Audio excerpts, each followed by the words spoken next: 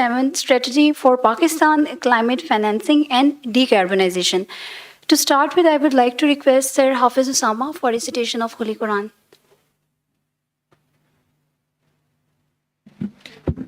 أعوذ بالله من الشيطان الرجيم بسم الله الرحمن الرحيم الله يبدأ الخلق ثم يعيده ثم إليه يرجعون ويوم تقوم الساعة يبلس المجرمون ولم يكن لهم من شركائهم شفعاء وكانوا بشركائهم كافرين ويوم تقوم الساعة يومئذ يتفرقون فأما الذين آمنوا وعملوا الصالحات فهم في روضة يحبرون وأما الذين كفروا وكذبوا بآياتنا ولقاء الآخرة فأولئك في العذاب محضرون فسبحان الله حين تمسون وحين تصبحون صدق الله العظيم.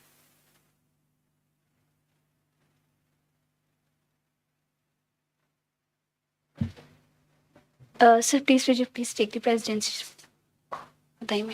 So,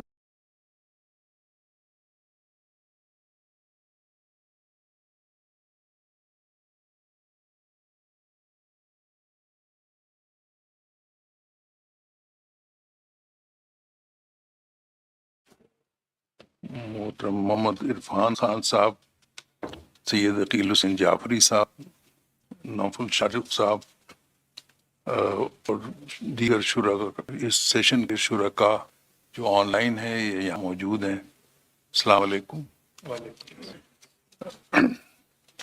मैं आप सब लोगों को इस इम्पोर्टेंट सेशन में आईपीएस की बिहाफ पे खुश आमदीद कहता हूँ। ये मैं जो करूँगा मॉडरेशन, ये पार्शली इंग्लिश में पार्शली उर्दू में होगी, बाइलिंगुअल होगी, तो इसलिए आप लोग उससे घबराइएगा नहीं। और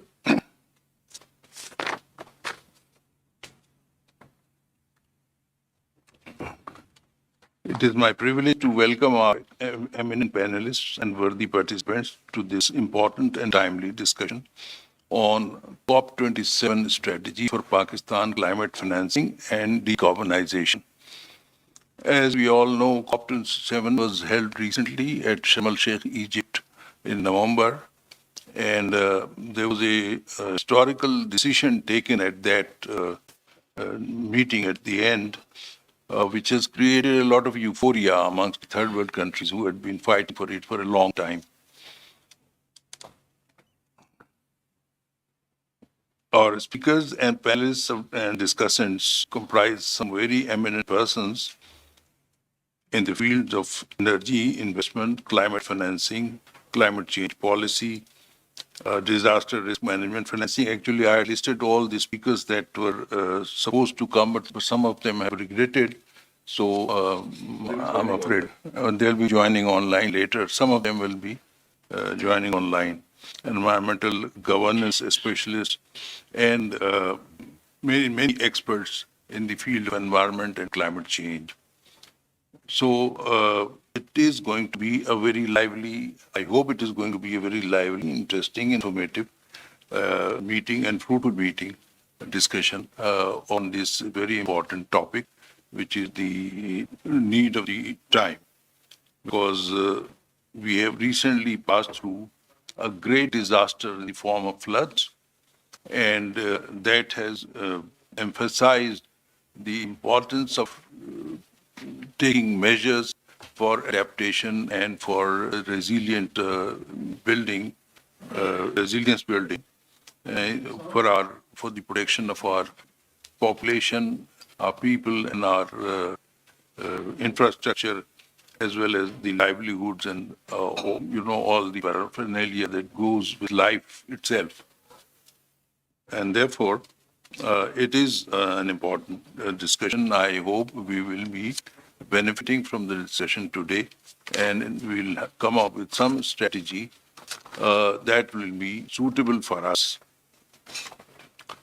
Pakistan joined COP-27, an annual international climate summit and gathering of delegates from 160 countries at Sharm el-Sheikh, Egypt, in November last, in the backdrop of having faced an unprecedented flood disaster, which was indisputably attributable to climate change. These extraordinary, the extraordinary uh, enormity of the heavy floods, which inundated about one-third of the country in the south due to incessant and long spell of monsoon rains in the Sindh and Balochistan provinces, and caused heavy damage to buildings and infrastructure in KP and GB due to heavy glacial melt and landslides and rains from western winds. This climate disaster affected 33 million people and who were displaced and rendered homeless. Some 1,700 lives were lost, which it caused huge destruction of public and private buildings and infrastructure. About 1 million animals were lost, and standing crops and croplands were destroyed. The total loss and damage was estimated to be of the order of $30 billion. But this was the initial estimate, which was later revised and has since been raised to more than $40 billion.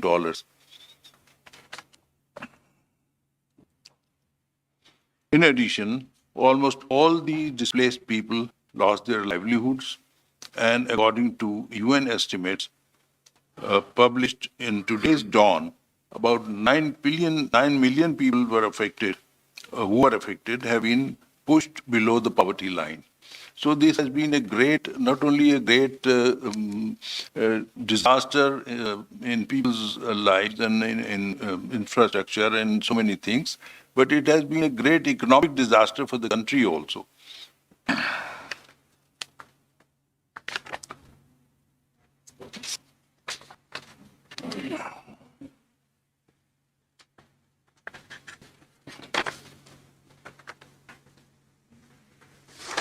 In the wake of all these sufferings and misery, all these sufferings and misery attracted a lot of international attention and sympathy for Pakistan. The UN Secretary General, who visited Pakistan personally to observe the impact of floods and express sympathy with the affected people, was advocating climate justice for Pakistan at every forum. A similar plea was taken by PM Shehbaz Sharif, who was co-chairing the summit at Sharm el-Sheikh, COP27. But the international community has traditionally been long on sympathy and promises of help for less fortunate countries, but short on meeting its commitments. And for example, only $29 million were received against the Secretary General's flash appeal for $160 million for Pakistan's immediate relief in the aftermath of the floods. Similarly, very poor response to Secretary General's appeal of $850 million for relief, rehabilitation, food, and medical relief aid was received. One can have an idea of the poor response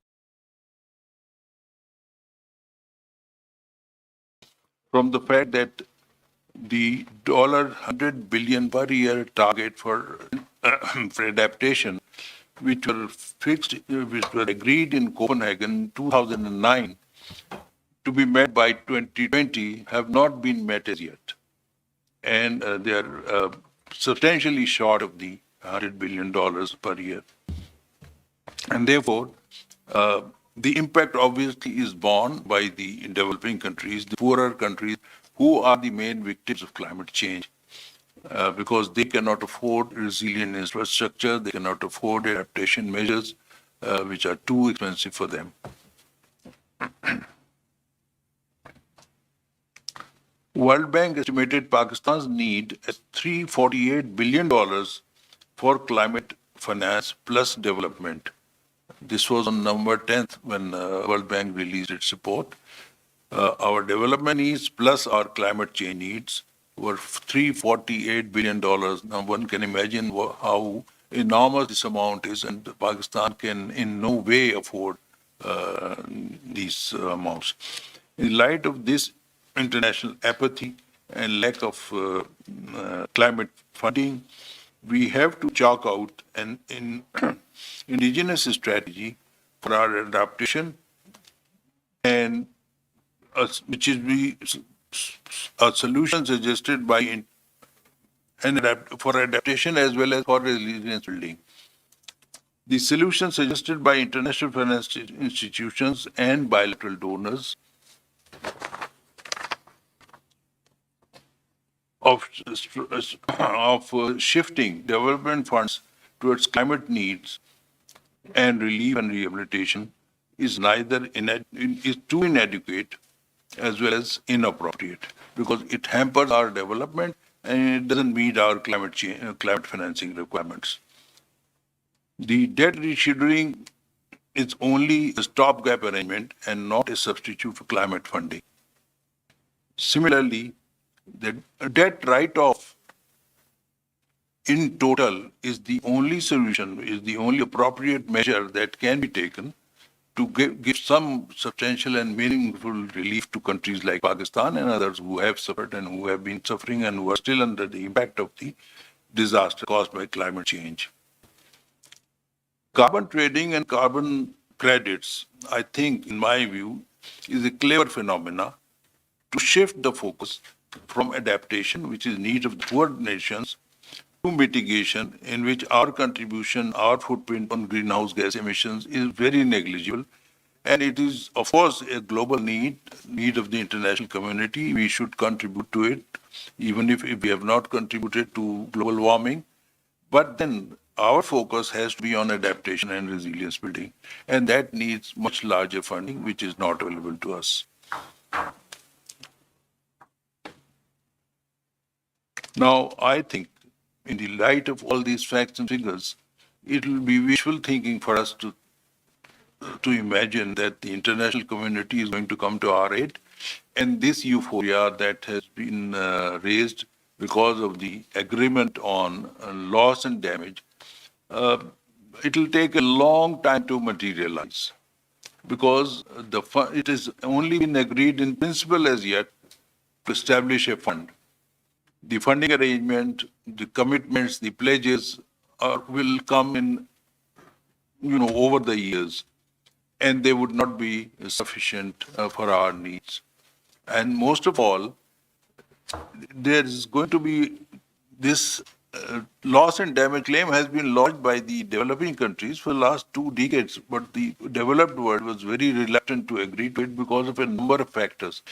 First of all, they think that it is not possible to identify the items that would be attributable to climate change, the losses that will be attributable to climate change.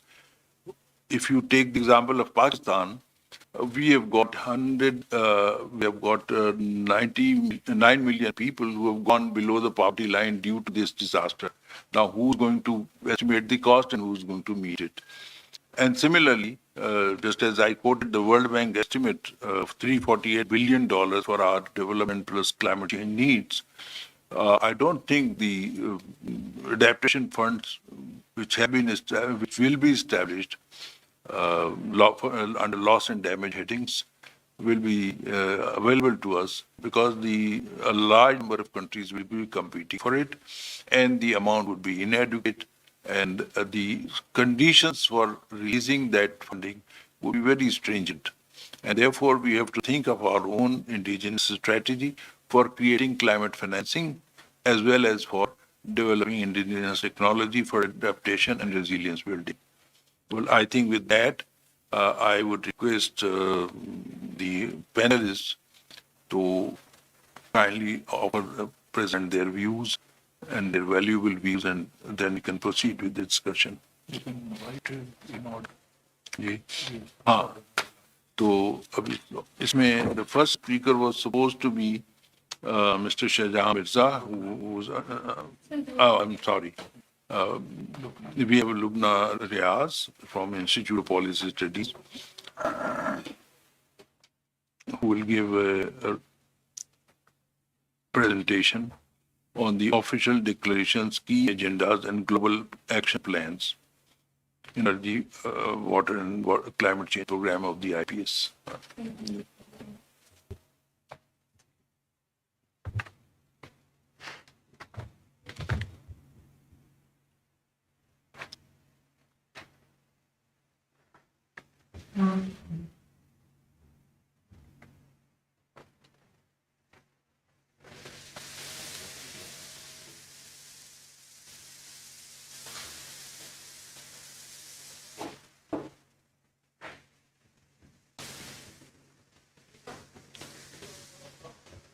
Before initialization of expert talk, I shall represent some of the key goals, outcomes, and deliverables of COP27. COP27 held at Sharm el-Sheikh on 6 to 18 November, like the every year.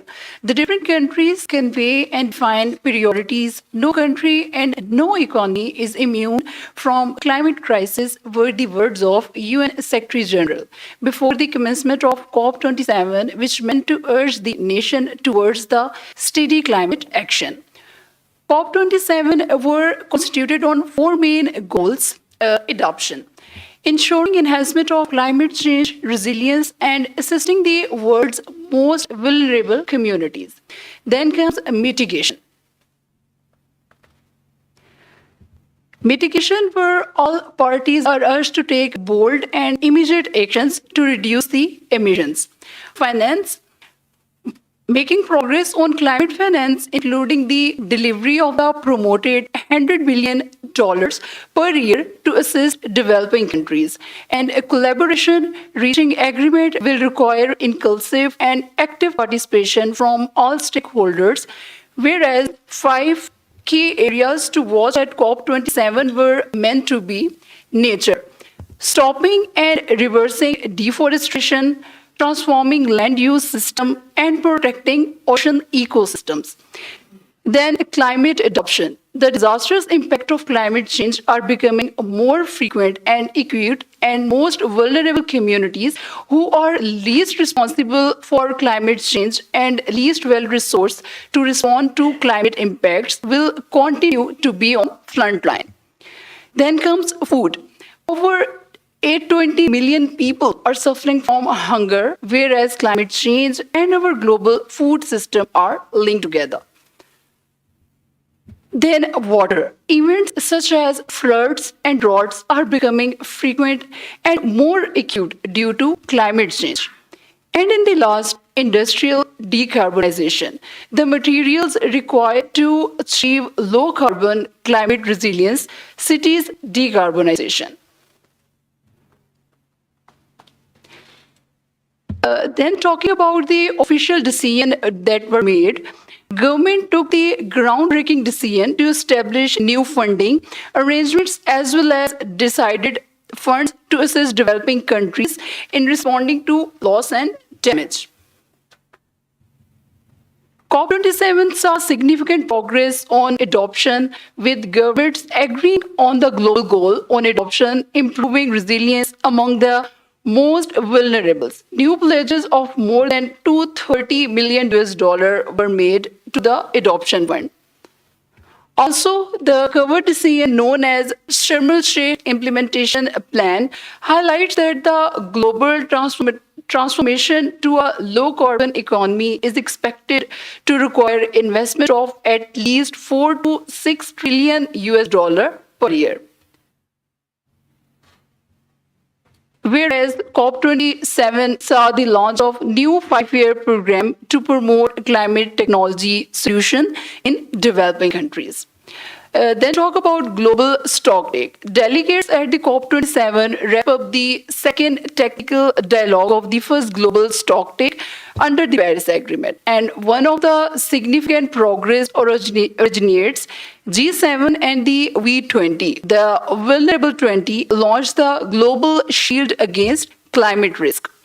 The other key development includes countries launched a package of 25 new collaborative action in 5 key areas: power, road transport, steel, hydrogen, and agriculture.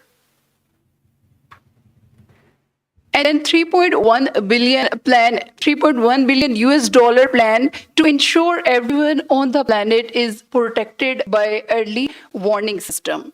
And important progress was made on forest protection. While the historic decision was welcomed, and success will depend on how quickly this fund gets off the ground. Representatives from 24 countries will work together over the next year to decide what from the fund should take, which countries should contribute, and where and how the money should be distributed. G20 countries, meanwhile, represent around 75% of global greenhouse emission. Meanwhile, Pakistan has seen US dollar of 30 billion in damages from recent severe flooding. Loss and damage finance needs are closely connected to our ability to mitigate and adapt to climate change. And then there is a requirement of developing working models at international, regional, national, and local levels with the steps for implementation based on quantification, assessment, attribution, payment monitoring, evaluation, and optimization. And thank you so much.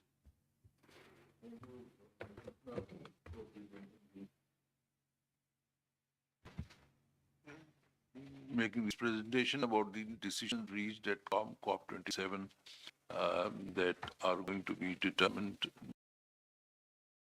action of climate financing for various items.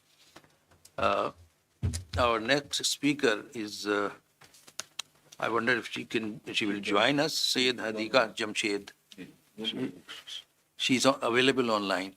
So I would request Sayyida Hadika Jamshed, climate change policy specialist at the Ministry of Climate Change, to kindly make her presentation or give her remarks and comments.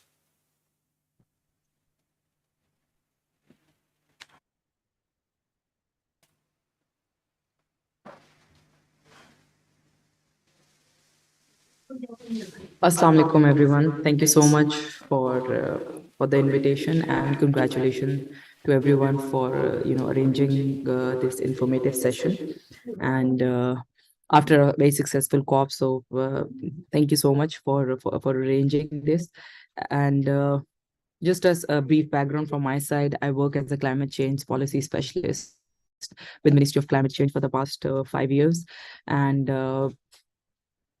how this COP has been more successful for us than previous one. To be honest, this was the 5th one, but this had a different kind of a achievement we have achieved out of this COP. And Pakistan, the whole campaign for COP27 was on the basis of how vulnerable Pakistan is, and we come within the top 10 countries for the past 2 decades as most vulnerable countries. And very specifically, 2022 year has been very tough for Pakistan in many aspects, but more so for climate change. It started with a heat wave, then GLOF, then forest fires, and ended up with disastrous flood, which we all have know about and have seen the damage it caused to Pakistan. So and also as in the opening remarks, the colleague mentioned about the World Bank's report estimated that Pakistan will require around 348 billion in next 8 years to just stop the climate induced disasters only, and to be prepared for this, and to reflect and to build back better in a way. So this is a huge amount for a country like Pakistan, and we went with all this on our shoulders, and with a very huge responsibility, and under the leadership of Shri Rahman. I would say that not just because I work over here, but it was a very different experience, and she really have taken the flag of Pakistan in a very different way, where everyone was talking about Pakistan during the COP. And I've in the presentation as well, the biggest achievement, I will say, there are two, three very big achievements, and all are coming under loss and damage. It started with that we managed, as a chair of G77 China, to include loss and damage on the agenda item of COP27 when the COP was started. So that was the first achievement we had on the first day. And then later on, we pushed all the countries, all the developed countries who were stopping this establishment of loss and damage fund to actually come to a consensus and agreement on this. This establishment was a great, in my opinion, was the greatest victory for Pakistan. And as a representation of G77 China chair, and also Pakistan, it was an important position at international negotiations, and the Pakistan presence at COP27 was greatly felt. Then the other, which was also mentioned in the presentation, was the Global Shield. Pakistan will be among the first recipients of the funding from a G7 Global Shield initiative. And this initiative, we were in discussion with G7 and Germany before going to the COP as well. And the Prime Minister himself on the 8th of November launched this, and we became one of the first Pathfinder countries to receive the funds from this under loss and damage. And just a brief about what Global Shield is. It's actually designed to provide a range of financial, social, and credit protection, which may or may not include insurance for loss and damage of crops, livelihood, property, and other goods as well.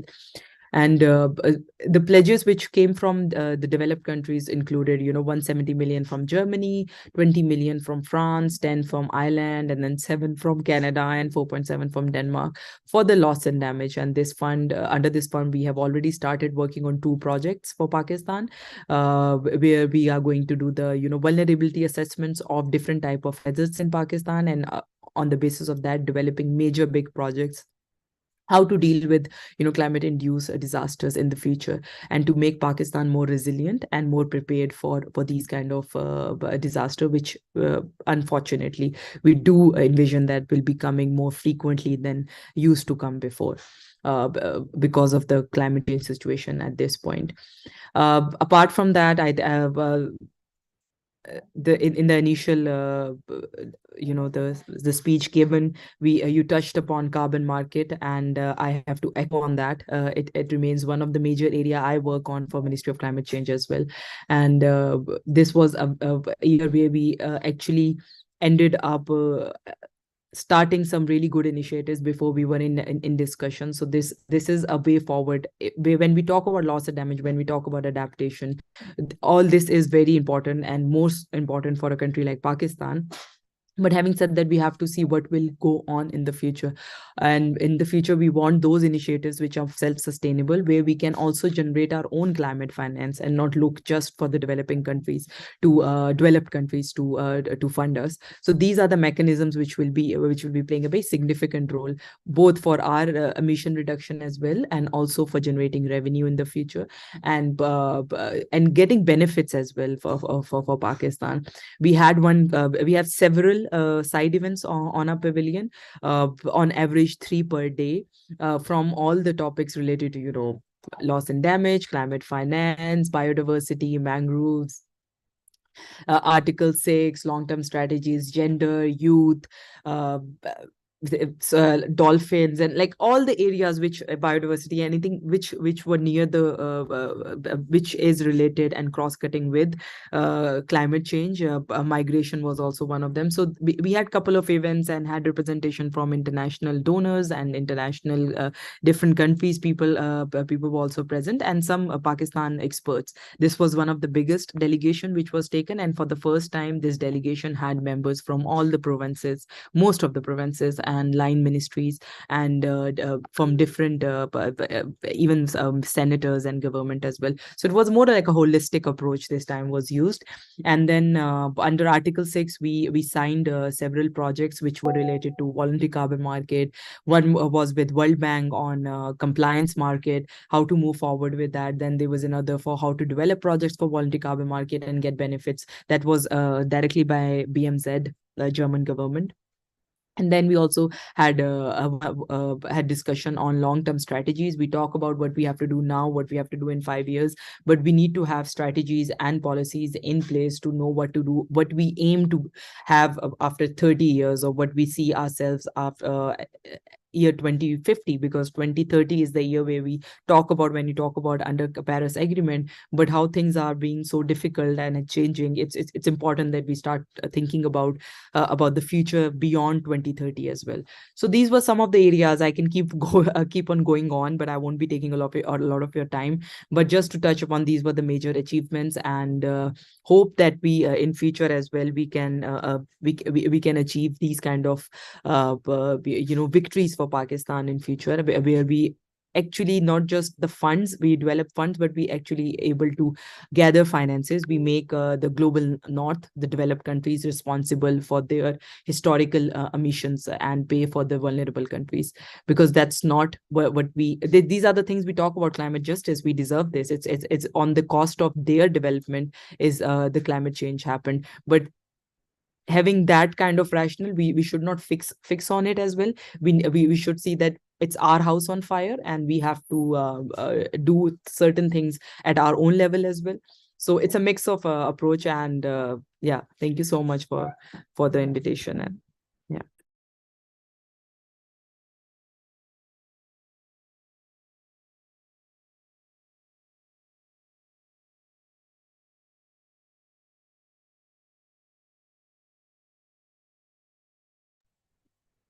I'm sorry, I cannot hear you. I don't know if other online participants can.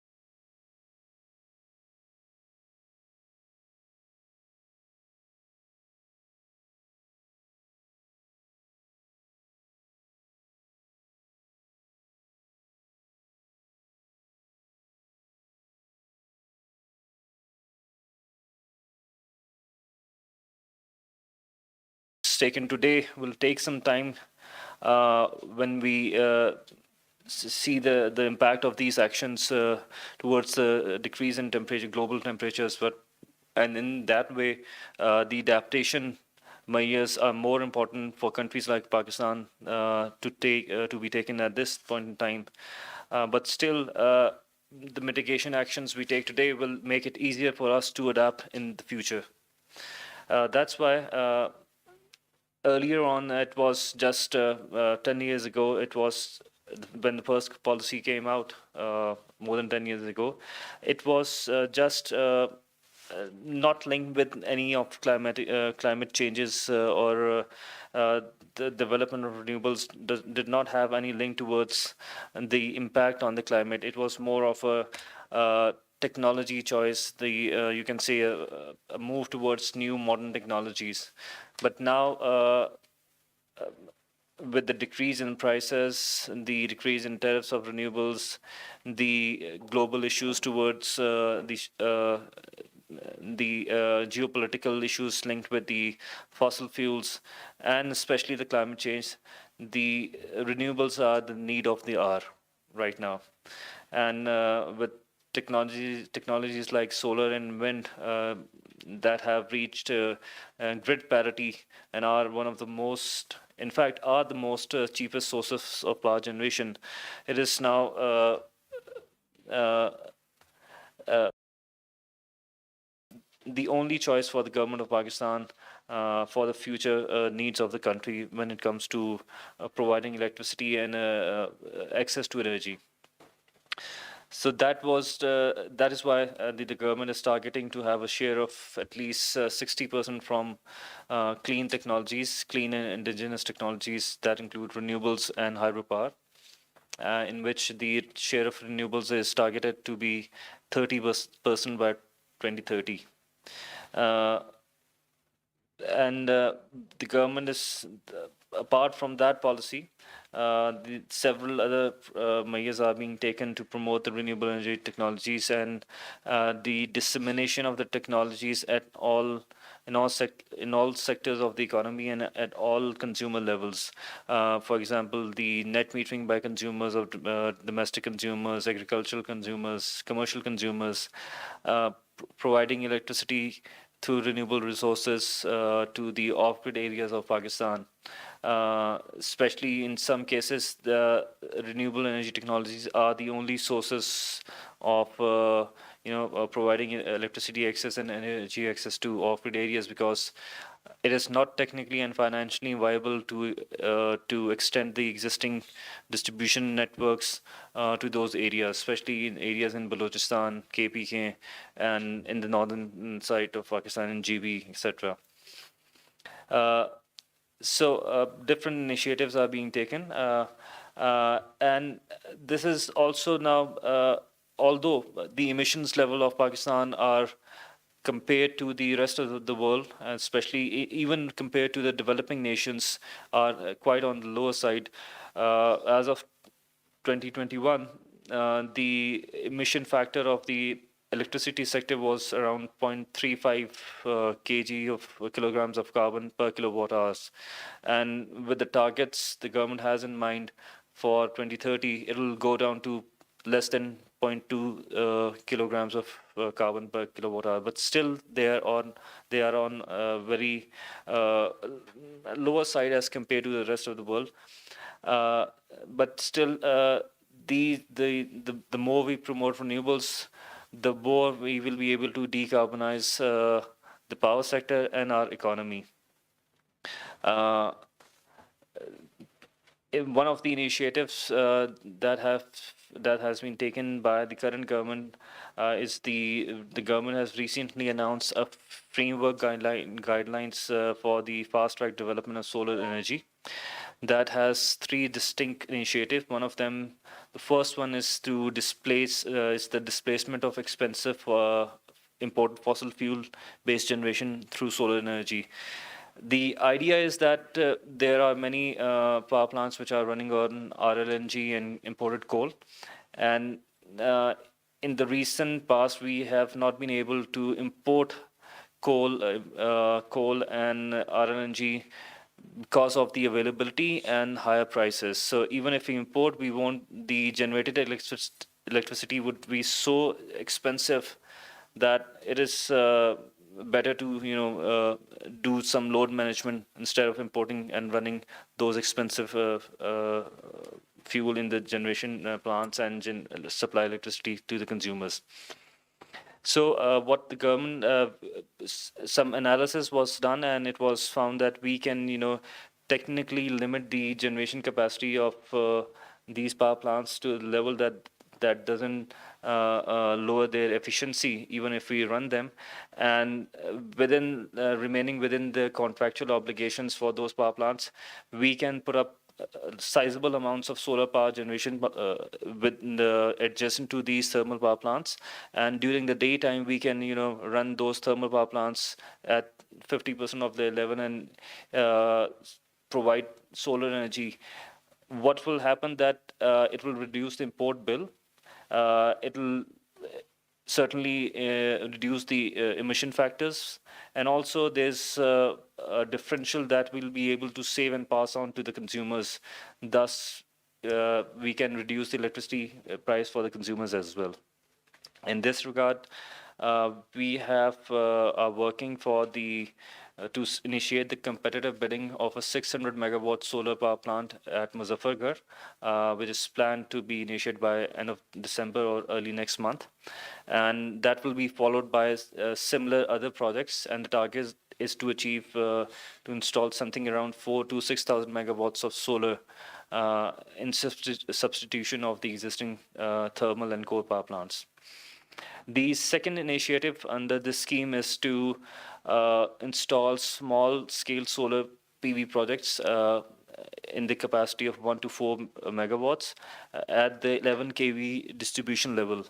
So there are many feeders in the range of 1,500 to 2,000 feeders which fall in suburban areas or peri-urban areas and rural areas where there is land available and there are huge line losses and voltage drops on those distribution networks. So putting up solar will not only provide cheap electricity to those end consumers, but will also improve the voltage profile on those feeders.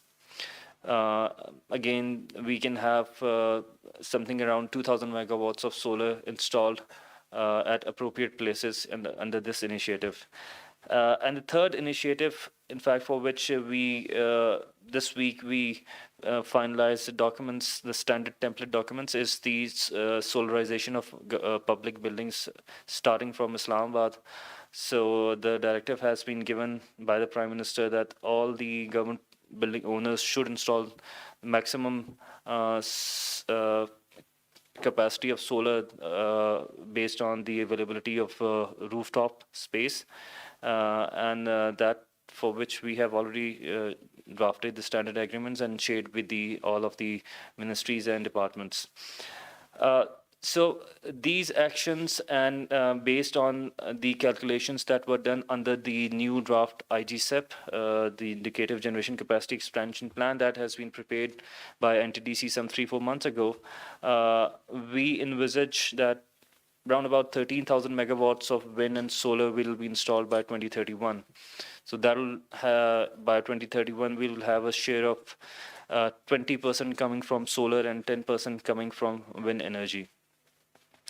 Other new technologies are also being analyzed, and for example, waste to energy has a potential in Pakistan. Municipal waste-based generation, for which we are working with the provinces, and we are looking for investors to come and invest in those areas also.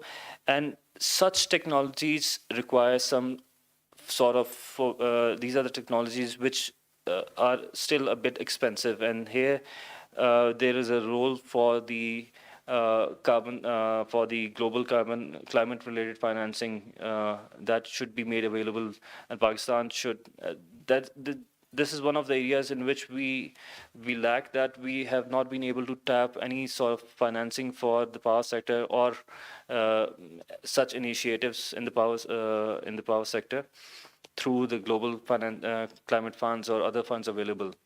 So the development of these technologies, new technologies like waste to energy, geothermal, even developing a hydrogen economy within Pakistan, that can play a huge role, not only in the power sector, but other sectors like especially in the transport sector. That will require access to financing under the global climate fund or other such funds available. And we have also been requesting our donor agencies that we need some technical assistance in developing some projects which will be able to get access to the financing available. So I think one of the things that we need to discuss and do in the future is the development of a hydrogen economy. That because uh, we have received some proposals for power generation through hydrogen, generating hydrogen and then utilizing that hydrogen for power generation. But uh, I believe that using hydrogen for power generation is only a small portion of the whole picture. What we can do with the hydrogen generation, hydrogen economy. So there is a need to develop a proper roadmap and a framework and legislation to introduce and utilize hydrogen in Pakistan. Uh, so in the end, my way what I would suggest that, especially with the perspective from the perspective of power sector, there are many interventions that the government is planning and wants to carry out, but they are linked with many of those interventions are linked with the availability of financing, which we should focus on, and that is one area which where we need also the support of donor agencies and partners like the World Bank and Asian Development Bank, not directly financing, but developing programs under which we gain access to financings and make our projects and plans sustainable for the future. Thank you.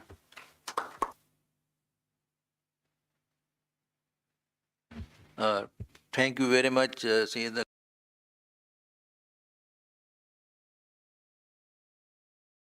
Energy and particularly solar energy in the country, and for promoting parallel energy, solar energy plants to the thermal energy already operating, and thereby sharing the burden, reducing the burden on the thermal plants, and increasing the share of alternative energy.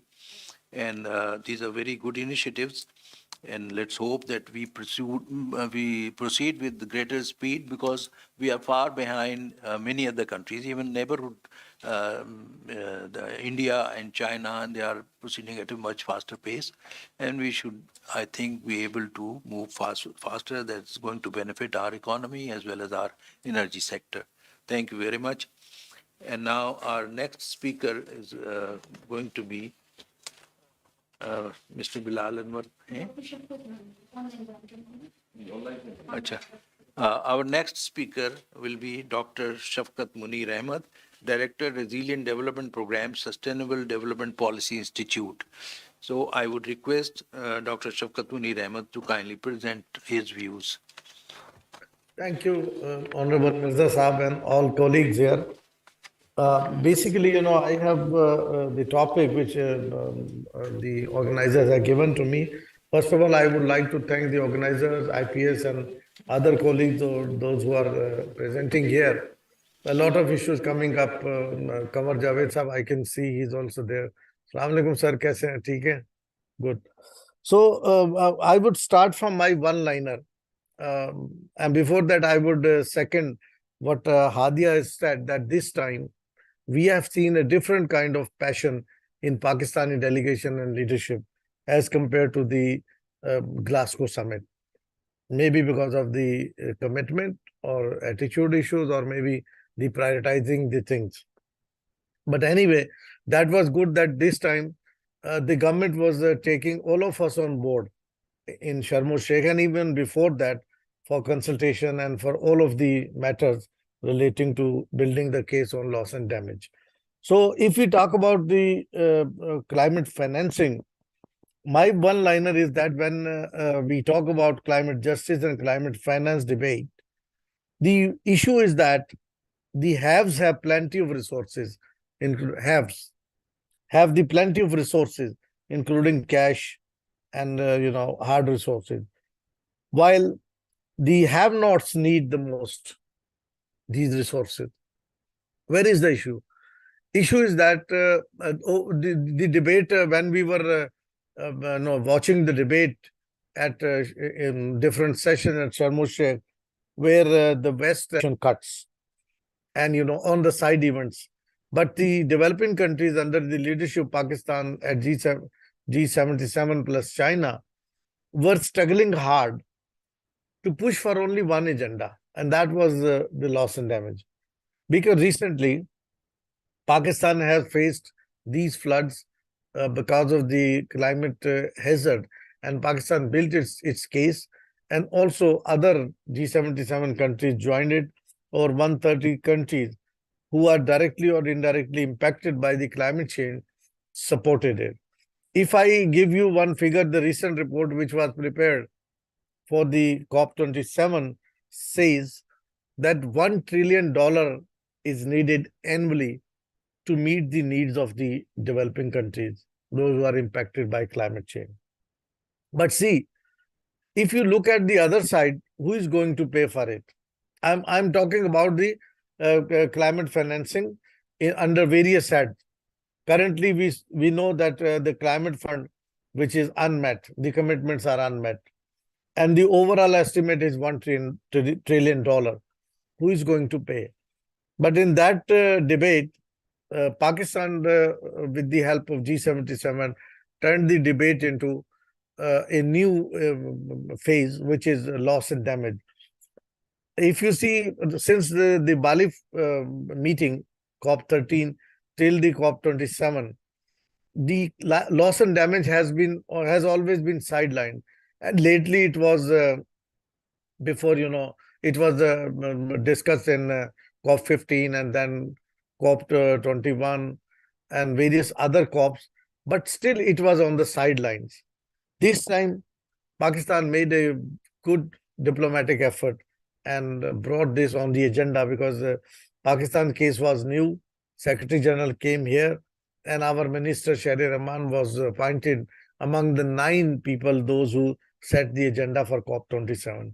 And that ultimately gave us leverage to push for this, loss and damage agenda.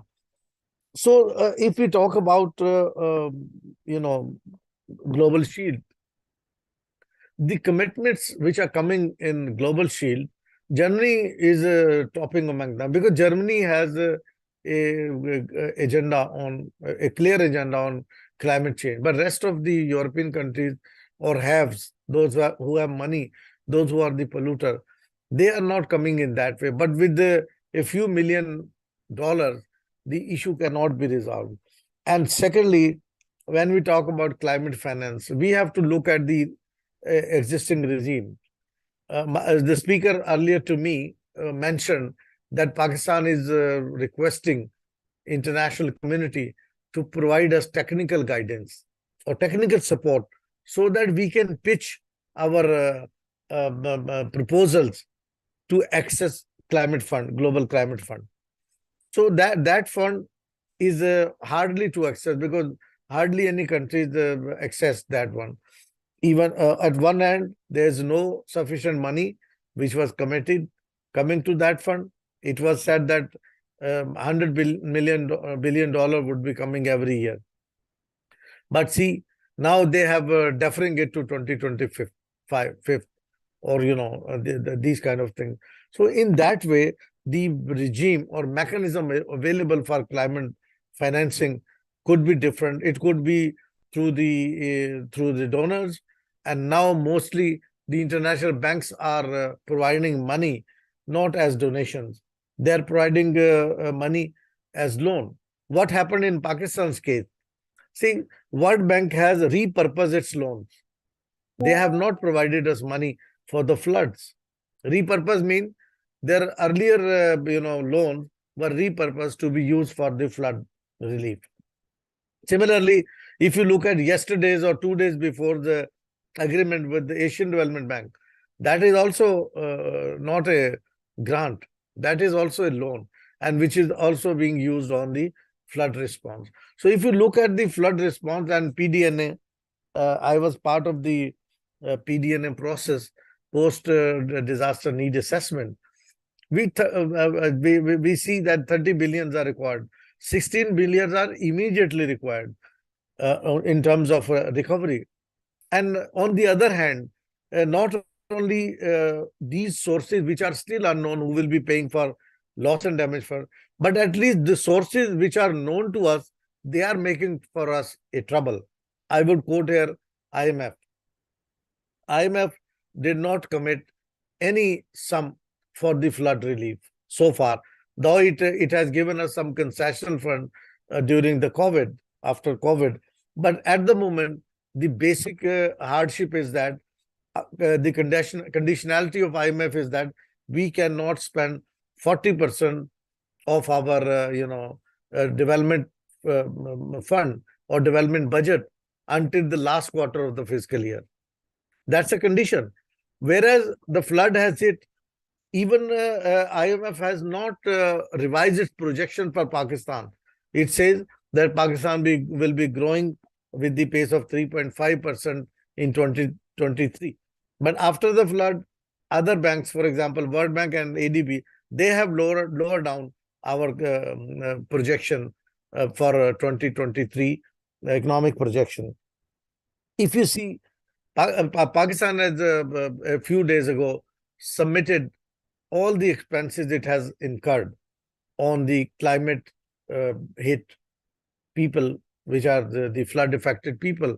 Pakistan has spent, from whether it is from the Benazir Income Support Program, where other development, midterm development program, annual development program, PSDP, together, Pakistan has reported to IMF that Pakistan has spent 340 billion rupees, which is around $500 million in terms of dollars, around that, or 1.22 billion UK pounds.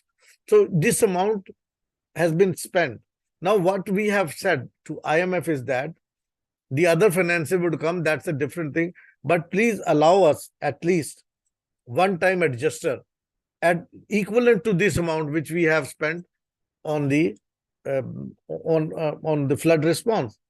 And this, if they are not giving us this adjuster, even not the new funding, then how can we come up with the situation, available resources for meeting our own needs of the people here in Pakistan?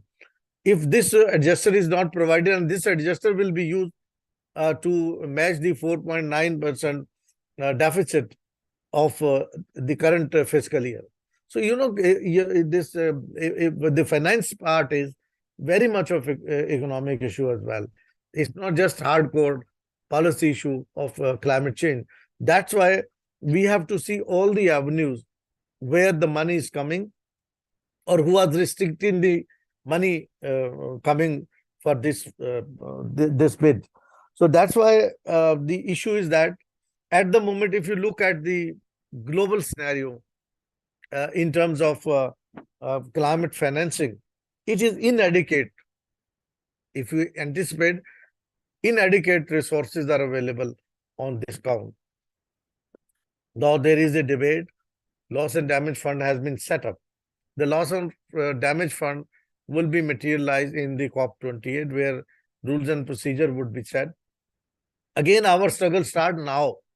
If again the loss and damage fund would be conditional or would be too technical, as we could not access other climate financing available at the moment.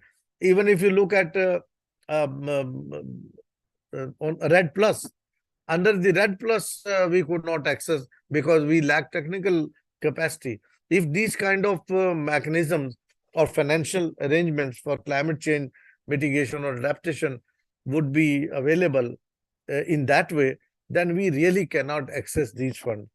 Pakistan needs $7 to $14 billion a year for its adaptation needs. So how come they will come if IMF is not even providing us one-time adjuster of $1.5 billion? So these are some of the issues which require important things.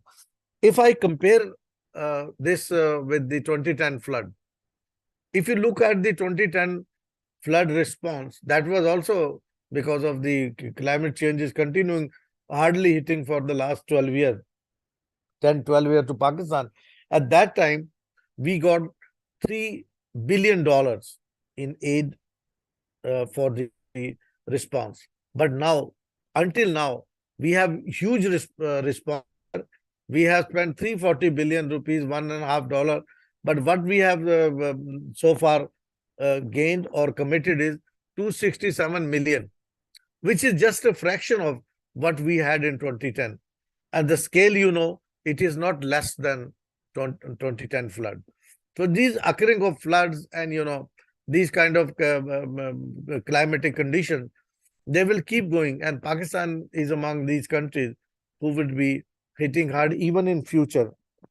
We have to raise our case in future, starting from now, that the rules and procedure should not alienate the countries to access the fund.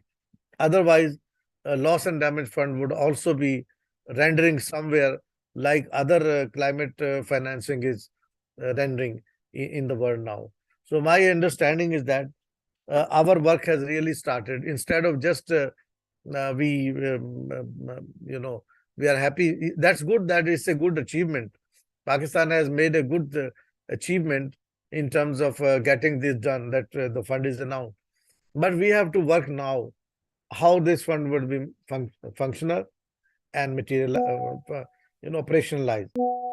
Operationalization should have been easier than the other climate financial mechanism. If that will not happen, again we will have the issues.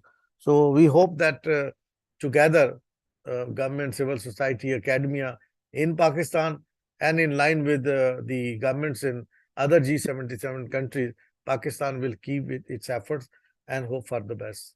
Thank you very much. Thank you very much, Dr. Shafqat Munir Ahmed Saab, for highlighting the efforts made by Pakistan for the creation of loss and damage fund, and the efforts that will have to be made from now on to achieve real financing of that fund. But I wonder if it really be the case, it can be the case that all this financing will be coming as grant, because these trillions and trillions of dollars cannot be given as grants by any country in the world or any institution in the world. In my view, most of these funds would be coming as investments or as funds meant for development, which can make us resilient, development projects which can make us resilient and which can promote our adaptation. So thank you very much for your presentation. And now our next speaker will be Dr. Qamar Javed Iqbal Saab. Qamar Javed Saab, कहाँ पे हैं ये? Online.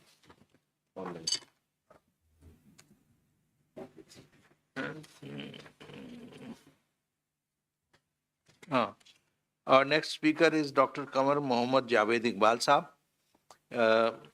who is Senior Research Fellow at National Institute of Maritime Affairs, Bahria University. So I would now request Dr. Qamar Mohammad Javed Iqbal Saab to make his presentation about the importance of environmental governance for climate financing. जी, कमर जावेद साहब। Mic आपका on नहीं है कमर।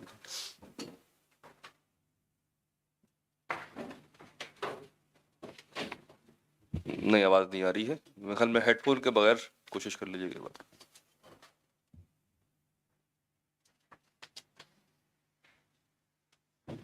नहीं, आवाज नहीं आ रही है। मुमकिन है कंप्यूटर ऑडियो पे हो और सेटिंग्स और हेडफोन लगा हुआ है, हेडफोन निकाल लीजिए। Am I audible now? जी, अब आवाज आ रही है। Thank you.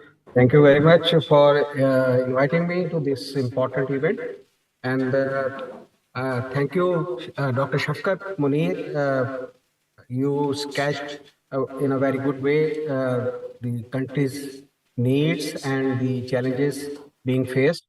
I would take 10 to 12 minutes to provide some salients about the governance and the climate financing.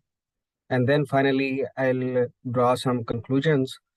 We all know that Pakistan has signed more than 25 multilateral environmental agreements, including UNFCCC.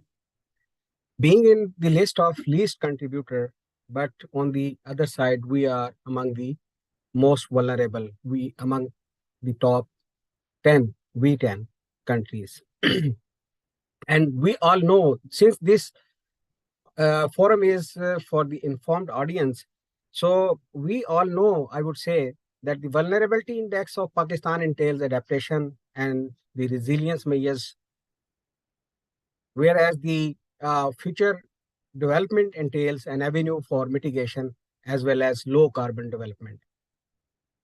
Although national policies and plans, namely the National Environmental Policy 2005, National Climate Change Policy 2012, Framework for Implementation of Climate Change Policy 2013, and updated National Climate Change Policy 2021, Pakistan's intended national determined contributions, second version 2021, cover the climate change scenario very well.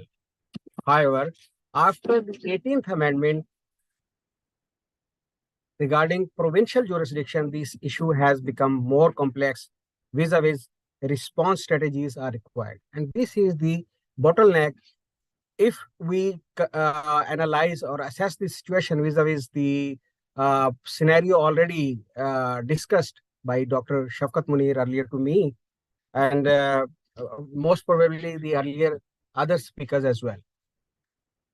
You know, Pakistan's NDC was expected to be driven alongside the Pakistan's Vision 2025. Since my topic is related to the environmental governance for utilization of climate financing, so I'm highlighting these kind of things, that Pakistan's NDC was expected to be driven alongside the Pakistan's Vision 2025, conceived as a policy shift instrument with an ambitious development roadmap up to the year 2025. And now we are about to enter into 2023. Unfortunately, it was not the case as was envisioned. And there are hurdles or the obstacles primarily due to the 18th Amendment in the system. Whereas the sectoral ownership also remained a decades-old major challenge in the governance system of Pakistan. We all know, earlier speaker already highlighted this, Pakistan's adaptation needs ranges between $7 billion to 14 billion a year, according to an ADB report of 2017. However, the target seems unachievable as the flow of climate finance to Pakistan has been much lower than expected. According to Pakistan's Economic Survey 2020, Pakistan has received a grant of $3.8 million since 2015 for reduced emission from deforestation and forest degradation through a competitive process by the World Bank through its window Forest Carbon Partnership Facility. And lately, FCPF provided an additional grant of $4 million. This all was for the readiness purpose. And still, why I'm highlighting this here, because such kind of readiness requirement is also needed if we think things in the light of COP-27 decisions vis-a-vis the loss and damage fund, if we want to take benefit from that upcoming window of opportunity.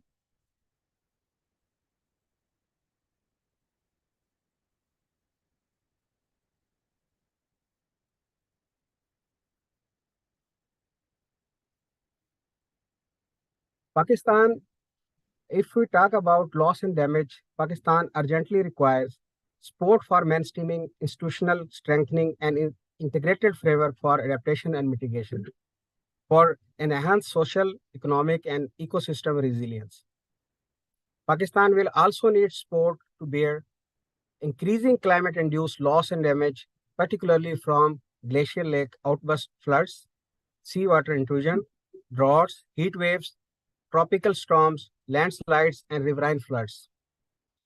The floods more than doubled the number of people needing emergency flood assistance, taking into a staggering 14.6 million estimate. With large swaths of farmland still underwater, the autumn wheat planting season is now compromised, raising fears of significant scarcities of country's staple grain and prohibitively high prices, a painful prospect given the ongoing volatility of global commodity markets. If we talk about how Pakistan can take benefit from loss and damage fund for most affected countries that is being envisaged. COP-27 closed with a breakthrough agreement to provide loss and damage funding for vulnerable countries hit hard by the climate disasters. So far, we all know that this is the major achievement, and Pakistan made its case very well at the forum. Climate funding so far has focused mainly on cutting carbon dioxide emissions to curb global warming, while about a third of it has gone towards projects to help communities adapt to future impacts. I'm talking about the available windows for the climate financing. So loss and damage funding is different, specifically covering the cost of damage that countries cannot avoid or adapt to. What we have experienced a number of climate extreme events in the past. So this is for those kind of damages to cover the cost through this window of opportunity. But again, the rules of business for the loss and damage fund yet to be developed. And there is a greater likelihood, as Dr. Shafkat Munir rightly pointed out, that these would be in the form of or in the shape of soft loans. Like under Climate Investment Fund window of the World Bank, there are majority of the windows are through the soft loans. And some of the windows in the past were not suitable for Pakistan vis-a-vis our needs and the rules of the business. Those were into the main play.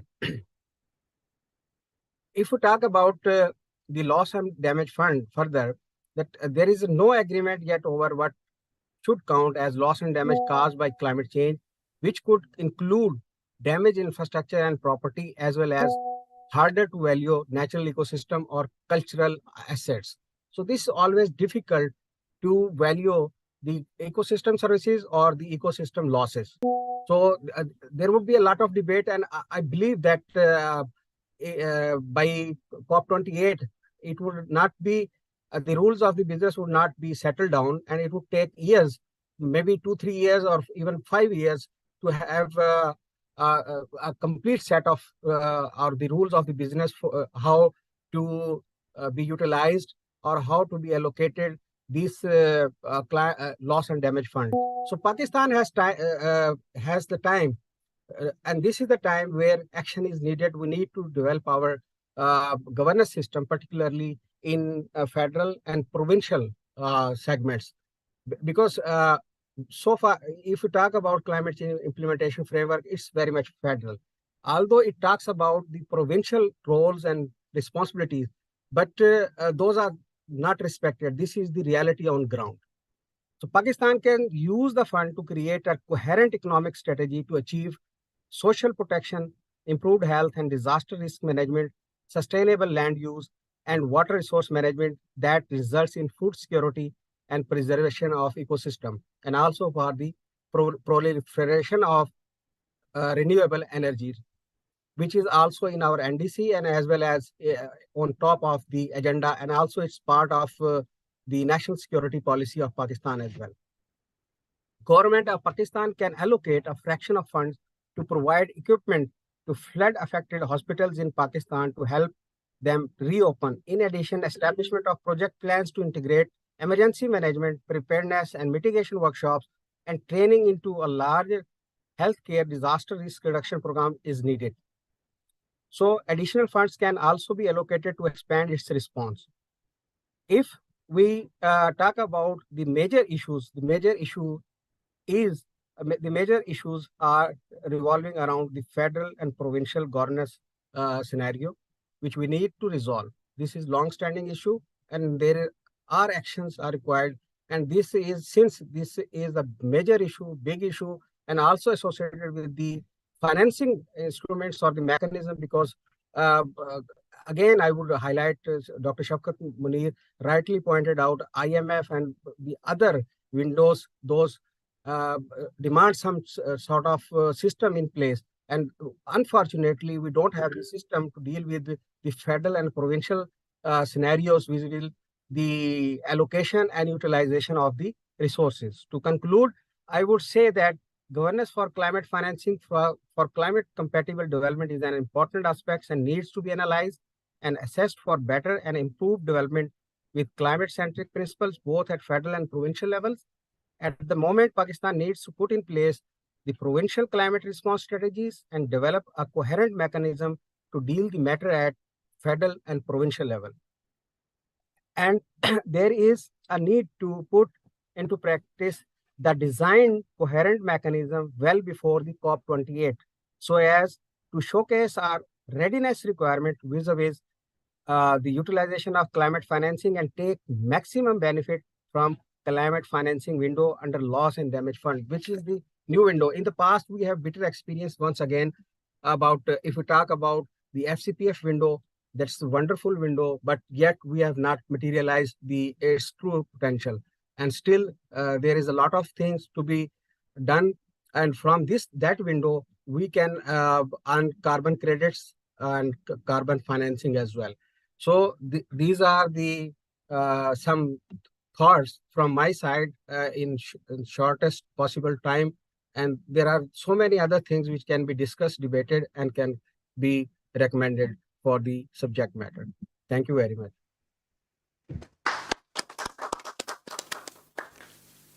Thank you very much, Kanwar Mohammad Javed Iqbal Saab, for highlighting the importance of environmental governance for availing the facilities, climate financing facilities available at the present, and for making use of the available funds when that fund comes into existence for loss and damage. It seems that we have to get a lot of work, we have to do a lot of work to get ready for utilizing the funding arrangement that would be available, and whereas we are not even utilizing fully the climate financing facilities that are available at present because of the lack of proper environmental governance mechanisms. So thank you very much for highlighting the needs for improving the environmental governance. And now our next speaker will be Dr. Muhammad Irfan Khan, who's professor and chairman of our environmental department at the International Islamic University, Islamabad. He would be making a presentation again on importance of sustainable development as environmental governance.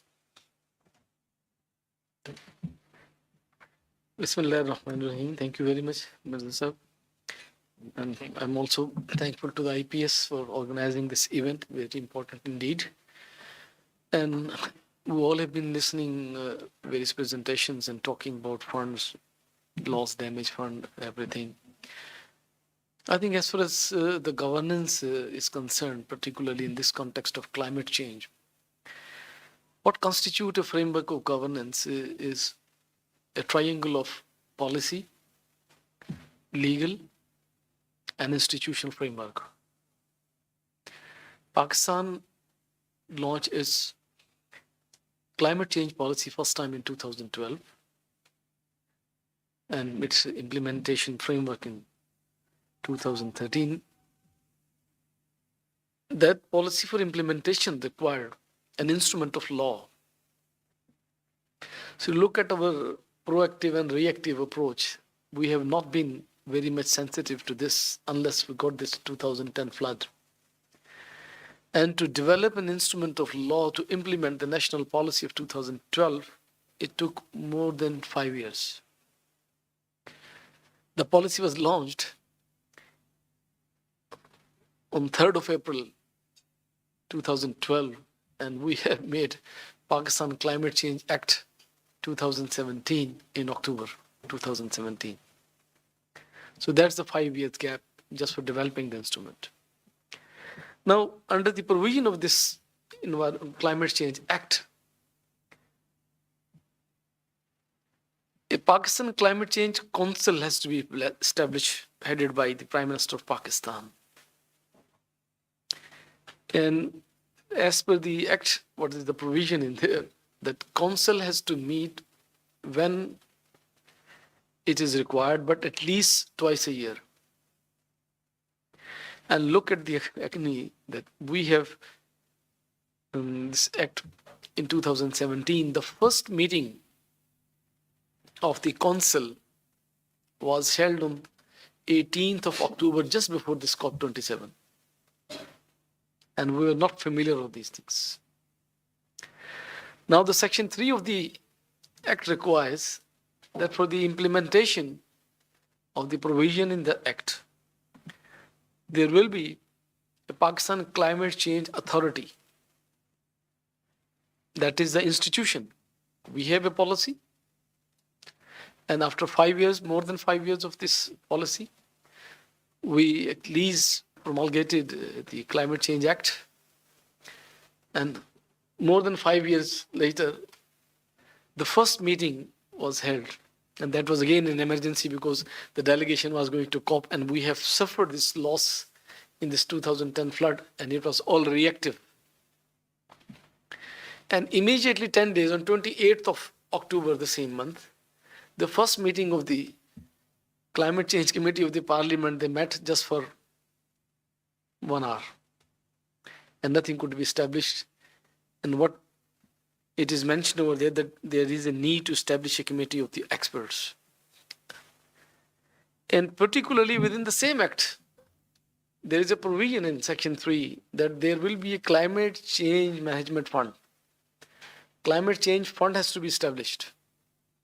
And the responsible body to manage that fund will be the Pakistan Climate Change Authority, which does not exist even today. And we are talking about the fund from loss and damage, and from here and from there we will hear.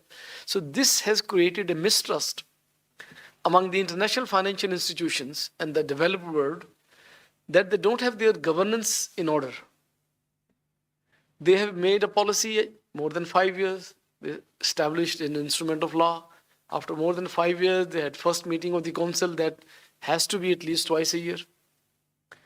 And after this COP-27, we're talking about this fund from Asian Bank and the World Bank and their reappropriation, because they know, being a part of many intervention from these banks in Pakistan and other countries, whenever they go for investment, the first thing they look, the security of the financing in terms of their solid governance framework.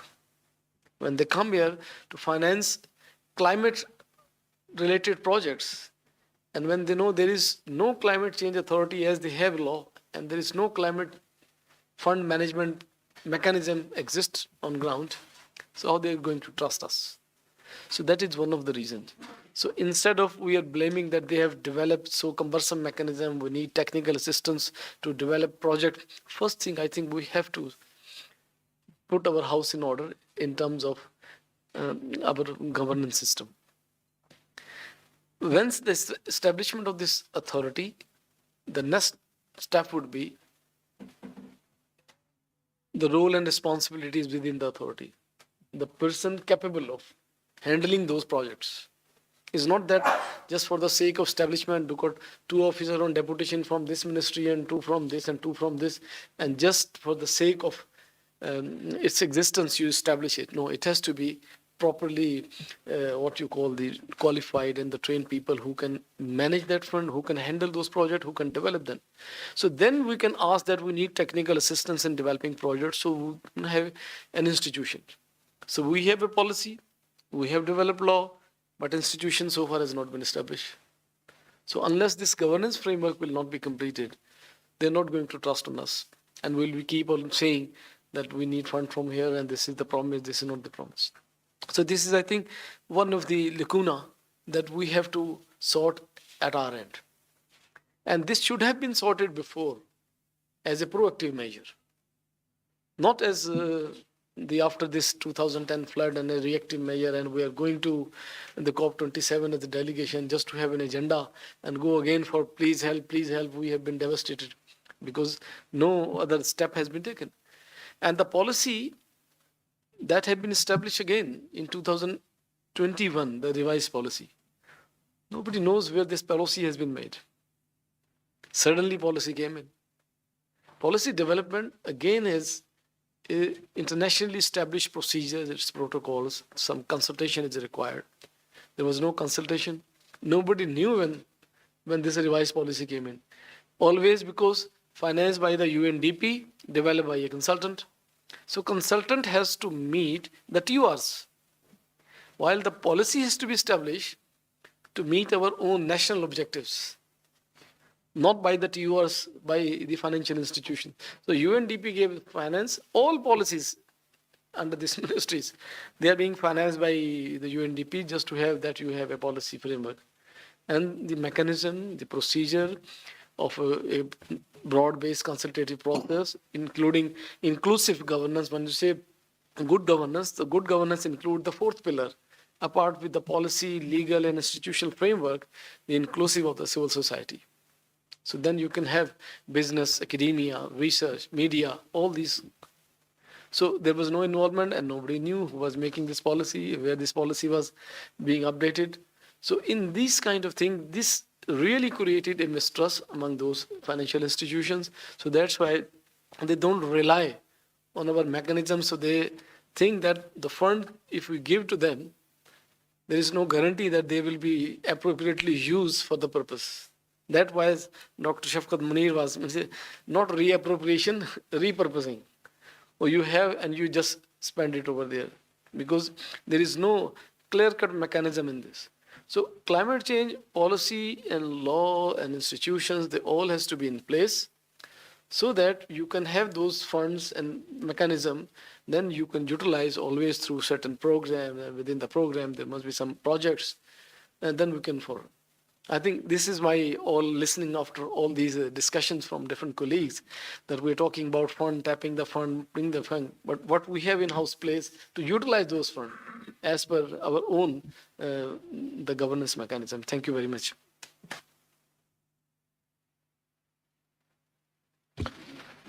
Thank you very much, Dr. Mohammad Irfan Khan Saab. You have very clearly highlighted the institutional mechanisms that are lacking in our case or that are insufficient and that hinder our utilization of climate financing from any of the existing mechanisms or that will hinder whatever mechanism would be available in future.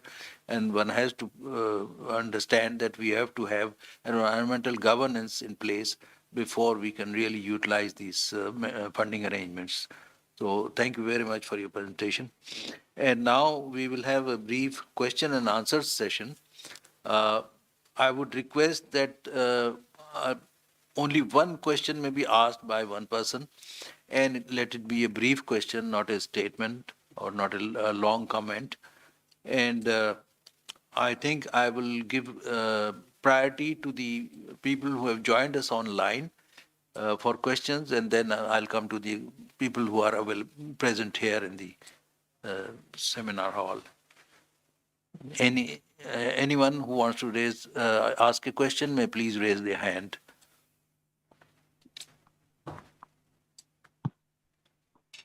Well, it seems there are no questions from people online, and therefore the floor is now open for questions from the participants present here in this seminar hall.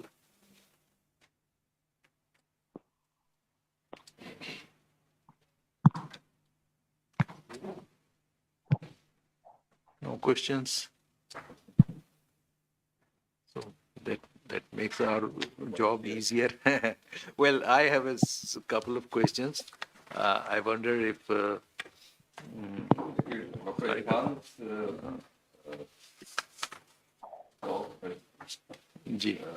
pinpointed the real issue that has to be resolved before venturing into the details.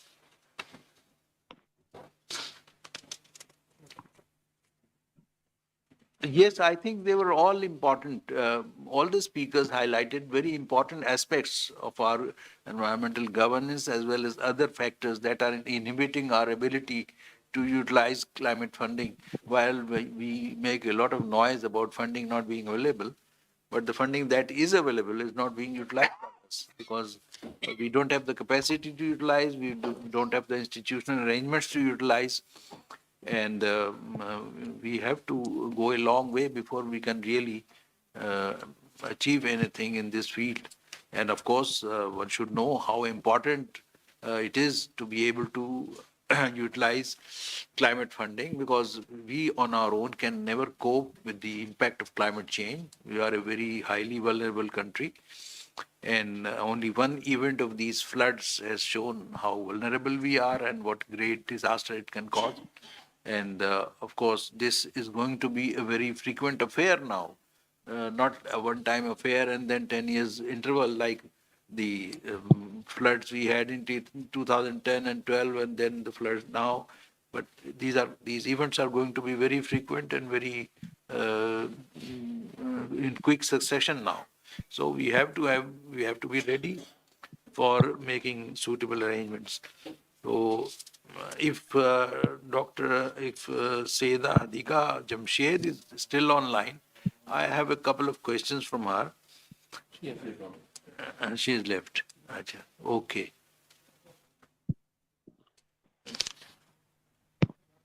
Then I think I would now try to sum up this seminar, roundtable discussion, in which our first speaker was Lubna Riaz, who made a presentation about the efforts made by the Pakistan delegation in seeking attention of the world community towards our मेरा वो requirements. नहीं हो रहा मैं I would like to ask मैं पूछती हूँ ना वो somehow म्यूट का बटन है ये आपकी आवाज अमीना आ रही थी बीच में जी जी जी जी म्यूट हो गया बटन आपका जी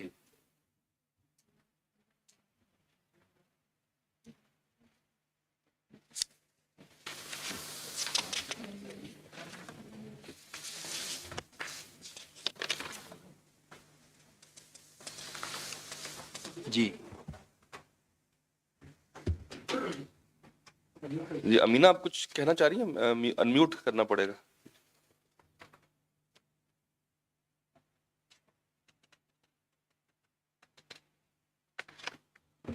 आवाज आपकी नहीं आ रही है हाँ मैं करने की कोशिश कर रही हूँ अब आ रही है you are audible okay I join just one hello जी आवाज आ रही है आपकी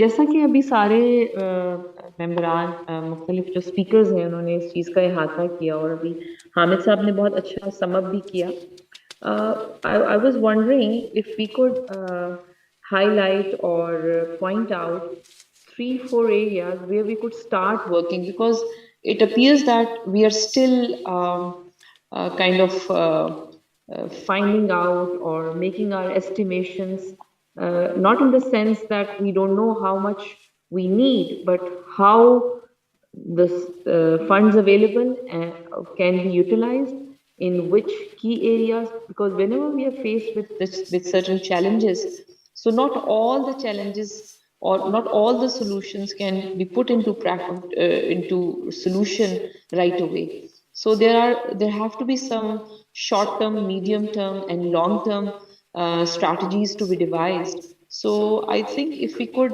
arrange another follow-up session where we could come up with some short-term and medium-term plans and strategies to be shared with the respective agencies, because Ministry of Climate Change itself has been really struggling within our governance system in terms of bringing this issue on the front. And it is only after the recent floods that this reality has struck to everybody that this is a case of now or never. So before the nature really shakes us, we need to really work hard and come up with some strategies for everyone to work upon at the provincial and federal level. So this was just one of my comments in response to the session that we just had. Thank you. Thank you very much, Mr. Meena. I think this was an important question, and it's a good suggestion. Yes, we have to have discussions on these lines, and in order to really make some headway in our climate change tackling efforts. So, any other comment from anyone?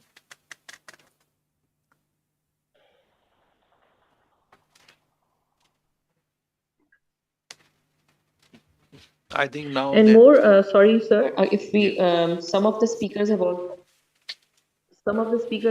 highlighted that this is what we don't have. So if we could get some further follow-up comments from the speakers that we just had today, so that we could design our next program in light of the feedback of these speakers for a more practical event and more solution-oriented program, inshallah. yes, only I just wanted to know कि जिस तरह doctor Irfan ने जिक्र किया और पहले भी speakers की बात हुई, तो जो गवर्नेंस के अंदर लेकुनाज हैं और शॉर्ट कमिंग्स हैं हमारी, और जो बहुत ही बेसिक चीज़ थी कि क्लाइमेट चेंज मैनेजमेंट अथॉरिटी कायम होनी थी, तो वो एक्चुअली कहाँ रुकी हुई है एज अ लेमैन? जी जी, व्हाट इज स्टॉपिंग इट? जी जी जी. But the climate change ministry is just a skeleton, and very little manpower, very little resources. So how one can see why they cannot. But there are parliamentary committees functioning already, और पूरा इसके ऊपर जो है वो कई लोग बोलते हैं. There is a very vibrant civil society, there are think tanks, but there's much negligence so far in this regard. अगर बहुत ही जी जी जी.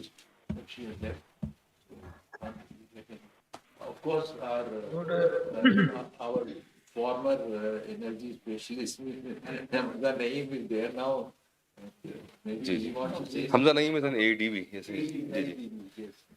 जाफरी साहब के यहाँ पे पास. थोड़ा सा आपको associated with climate change ministry मैं यहाँ पे आपको थोड़ा सा बताना चाहूंगा, जी जी इफ आई एम ऑडिबल, जी जी. ये जो फॉरेस्ट कार्बन पार्टनरशिप फैसिलिटी की जो विंडो ऑफ अपॉर्चुनिटी थी, वो भी हमारी बहुत ही खतरात से लाक रही और अभी भी है स्टिल. मतलब we could have secured billions of dollars in terms of carbon offset, in terms of carbon credit earning.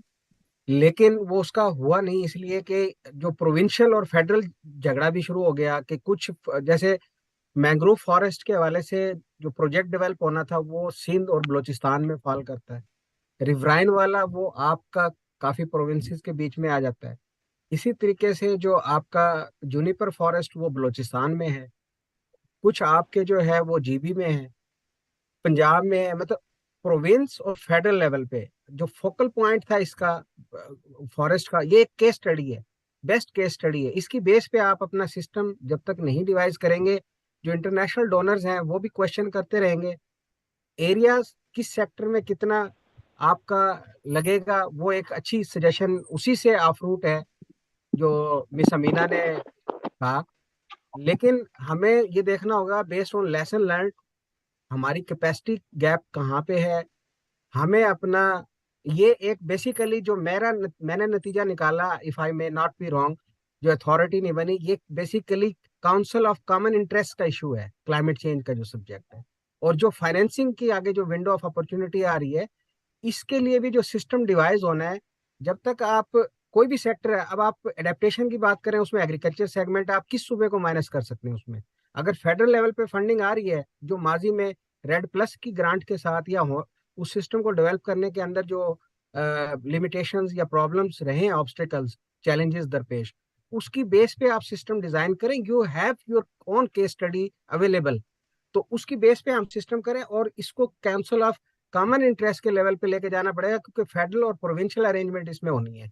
ये सिर्फ ना फेडरल लेवल पे इसको सॉर्ट आउट किया जा सकता है, ना सिर्फ प्रोविंशियल लेवल पे किया जा सकता है। तो ये एक बड़ा चैलेंज है। सेक्टर वाइज क्लासिफिकेशन, फंडिंग, ये वो, दिस अ गुड सजेशन, वो ऑलरेडी काफी इस पे लिटरेचर अवेलेबल है।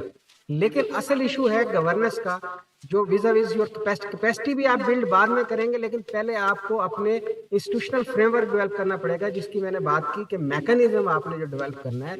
ये इशू आपको एक वन लाइनर जो रिकमेंडेशन बनती है मेरे द्वार से, the learned speakers are there, doctor Irfan is there, and Khalid Rahman Sahab also has a very deep experience, very vast experience, or including Mirza Sahab.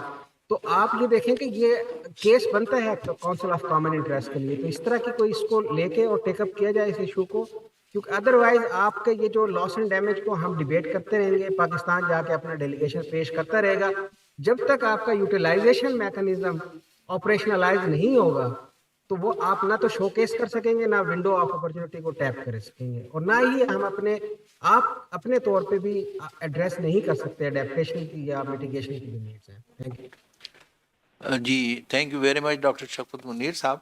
लेकिन इसमें मैं समझता हूँ कि एक फोरम ऑलरेडी अवेलेबल है in the form of the council, climate change council, which has been established and which has prime minister as its chairman probably, and all provincial chief ministers are represented on that council.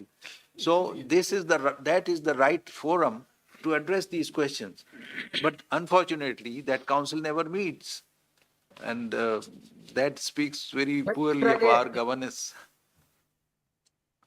So Hamid Saab, why can't we, as a part of our takeaways from our today's round, we request and make do some lobby and write notes and letters to all concerned that let's meet up now or never, when we'll be, if we are unable to meet in our own country, how can we just go around shopping around the world and not meet at our own home? I think because whether it is Council of Common Interest or the Climate Council, but I think the previous speaker pointed out a very valid issue that we hesitate and shy of seeing eye to eye on issues which are of our own existence, which are issues of our own existence. So let's not face another challenge without being prepared for it. And I think we can create some sort of alarms for that and push for the council meeting to our level best.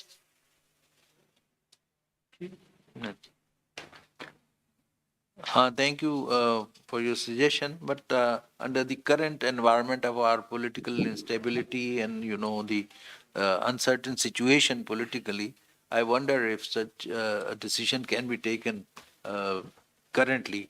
Maybe we have to wait for some time before the instability disappears and we have a stable governance in the country that can really Definitely. cause it. Thank you very much.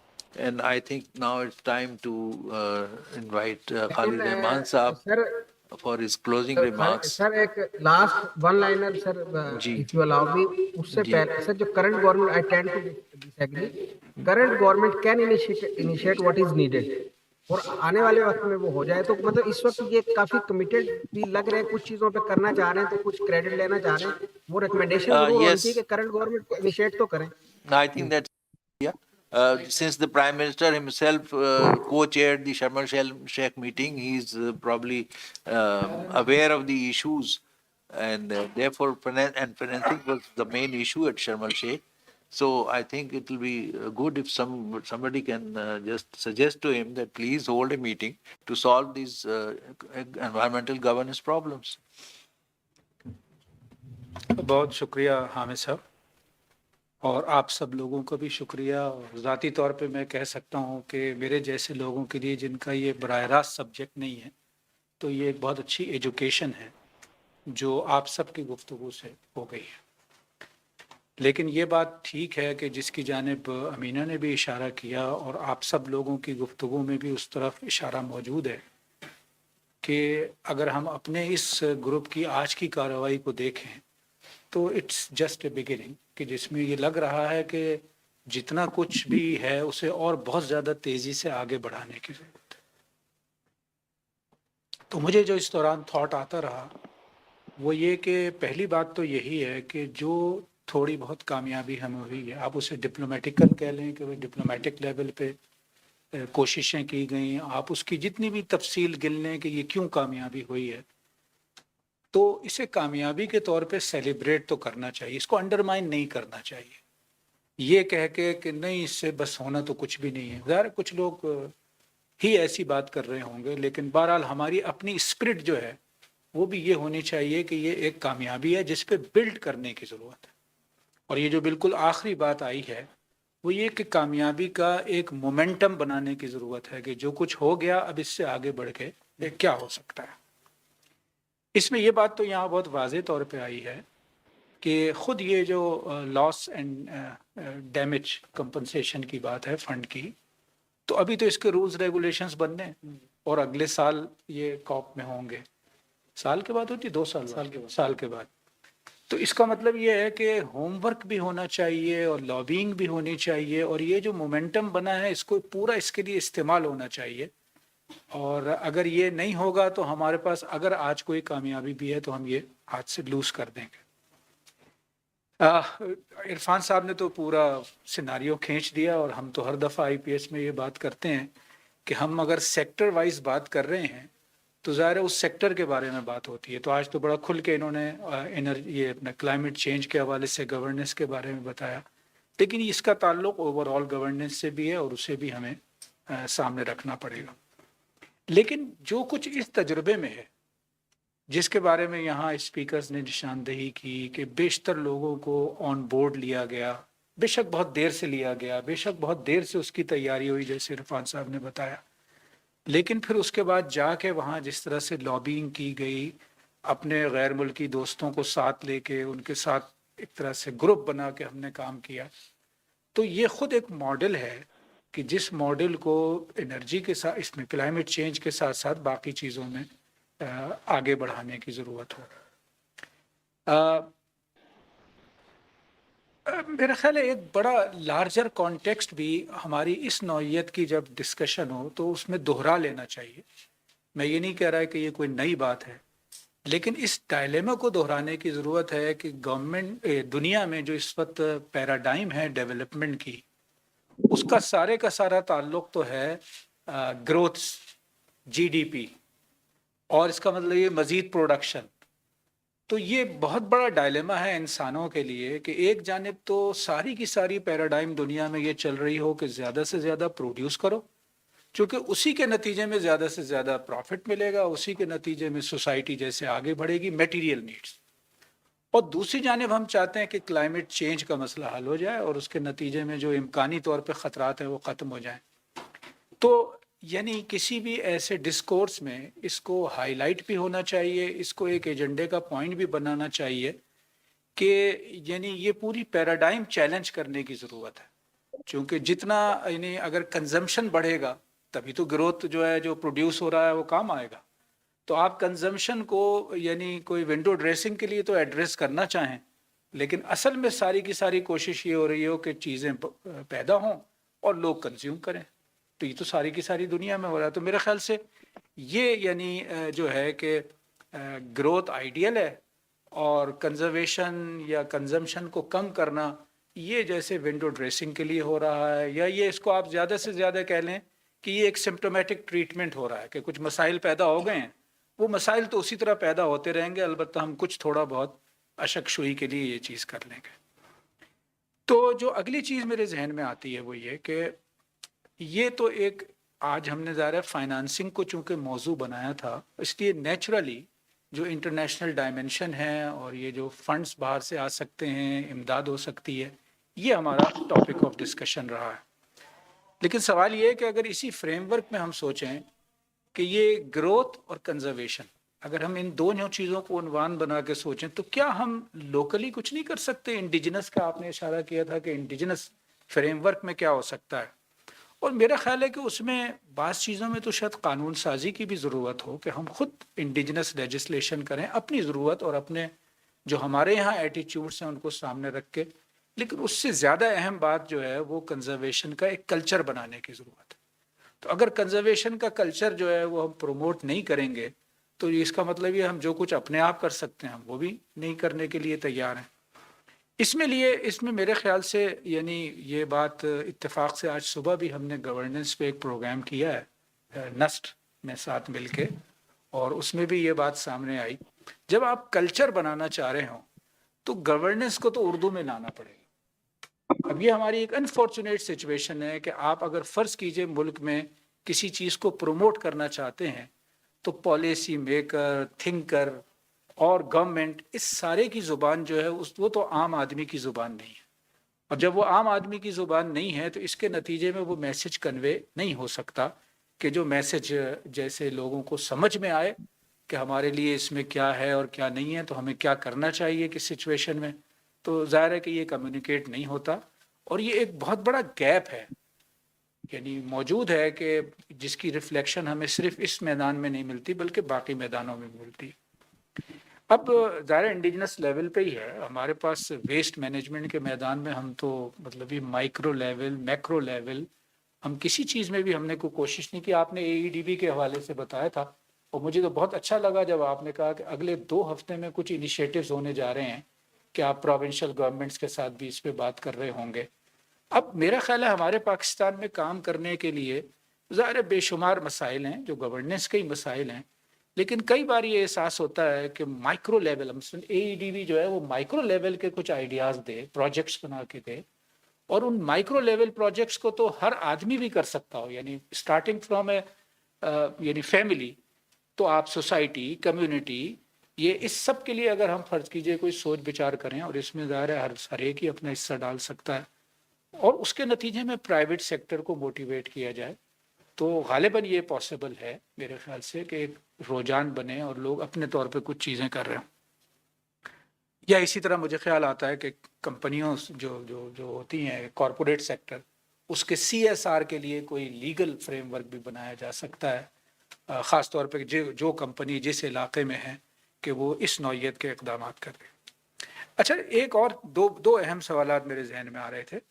ایک تو یہی ہے کہ یعنی ہم نے ظاہر لاس کا ایک ایسٹیمیٹ ہم نے دیا ہے اور وہ اس کے لیے ظاہر ہے یعنی کتنا وہ اچھی ایکسرسائز کے نتیجے میں بنا ہے اس کے بارے میں سوالات ہو سکتے ہیں, لیکن اس کو ڈائسیکٹ کرنے کی ضرورت ہے کہ جو لاس ہوا ہے اس کا ایک فیکٹر تو وہی ہے کہ ایک نیچرل کیلیمٹی ہے اور اس کے نتیجے میں لاس ہوا ہے, لیکن لاس کا دوسرا حصہ تو وہ ہے کہ جو ہماری اپنی ایررز اپنی جو ہماری گورننس ہے ہمارے ہاں جو جس نوعیت کا پورا انفراسٹرکچر پرائیویٹلی اور ویسے بنا ہے تو اگر اس کو ڈائسیکٹ کر کے لوگوں کے اندر ایک ریئلائزیشن پیدا کی جائے تو ظاہر ہے کہ مجھے تو اپنا مکان عزیز ہے نا, تو میں کیوں یہ اپنا پروجیکٹ عزیز ہے جو میں کیوں دریا کے کنارے اس طرح بنا لیتا ہوں کہ کل وہ تباہ ہو جائے گا. تو اس کا کوئی تعلق اس نیچرل اس سے نہیں ہے بلکہ یہ تو ہماری اپنی گورننس کے مسائل ہیں جس گورننس کے مسائل میں ایک لیول پہ اس انڈیویجول کا بھی حصہ ہے جس کا لاس ہوا. اچھا اسی کے ساتھ میرا خیال ہے جو دوسری چیز سوال کے طور پہ سامنے رکھنی چاہیے, مجھے تو اس کا اندازہ نہیں لیکن 2023 اینڈ بیونڈ کیا مزید سیلاب نہیں آئے گا؟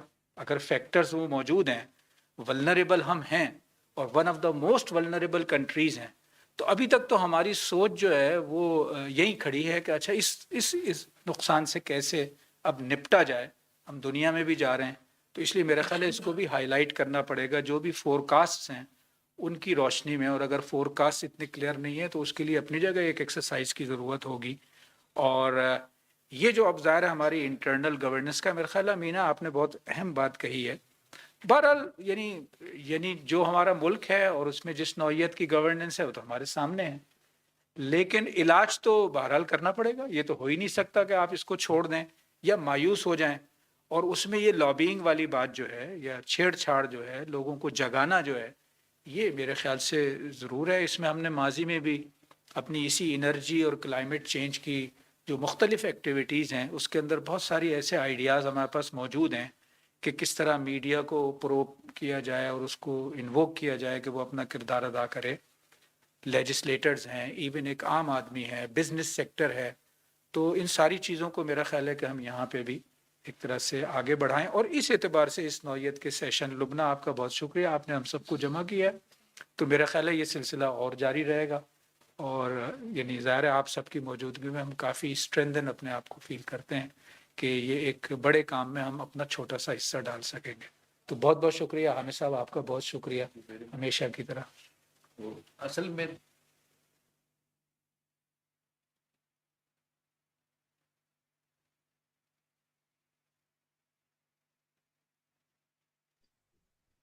Energy security, for our water security, for our physical security, یہ مین تھریٹس ہیں جو ہمیں کلائمیٹ چینج سے آئیں گی. لیکن ہم ابھی تک اس کی فنڈنگ اور فائنینسنگ کے ارینجمنٹ سے ہی نہیں وہ عہدہ برا ہو سکے کہ بھئی اس کو ہم یوٹیلائز بھی کر سکیں. مینلی جو ہمیں ان فیسلٹیز سے یوٹیلائزیشن ملے گی، that will be to build mechanisms and systems to ensure our food security, to ensure our energy security, to ensure our water security and our physical security and so many other forms of security. تو جو مین threats ہیں ہماری، اس پہ بھی ہمیں discussion کرنی پڑے گی. And how we can utilise these facilities to enable us to ensure our basic, وہ تو ہماری بیسک سروائیول ہے، فوڈ سیکورٹی، انرجی سیکورٹی وغیرہ. تو اس کو انشور کرنا، یہ تو ون ٹائم ایونٹ ہوتا ہے نا، ایک فلڈ آیا اور چلیے ہمیں بہت زیادہ ڈیمیج کر گیا. Now will sleep over it for next 2 years 3 years 5 years جب تک کہ وہ اگلا فلڈ نہ آئے. لیکن جو کانسٹنٹ تھریٹ ہے ہماری فوڈ سیکورٹی کو ہے، ہماری انرجی سیکورٹی کو ہے، that has to be tackled, that has to be addressed. اس کے لیے آپ پہلے ایک بات بڑی اہم کہہ چکے ہیں، میرے خیال سے اس کو دوہرا دینا چاہیے اس کی اہمیت کی وجہ سے، کہ ظاہر ہے یہ جو پولیٹیکل انسٹیبلٹی ہے، تو یہ تو آپ کو کوئی یعنی کہیں دیکھنے کی بھی فرصت نہیں دے گی نا. جن لوگوں نے اقدامات کرنے ہیں ان کی ساری توجہ روزانہ آنے والے چارجز جو ایک دوسرے کے خلاف ہیں اور ان کو رسپونڈ کرنے پہ ہے. اور اس کے لیے یہ چونکہ کلچر ایسا بن گیا ہے سوشل میڈیا کی وجہ سے کہ آپ اس کو بھی بہت ہی یعنی زیادہ سے زیادہ سینسیشنل بنانا چاہتے ہیں ہر دو طرف سے. تو اس کلچر کو بھی ظاہر چینج کرنا پڑے گا. لیکن اگین یعنی یہ سب جنگ کے مختلف محاذ ہیں اور ان میں سے ہر محاذ کو اس کی اپنی اہمیت کے مطابق توجہ دینی ہو. تو بہت بہت شکریہ جناب، پھر انشاءاللہ تعالی ملاقات.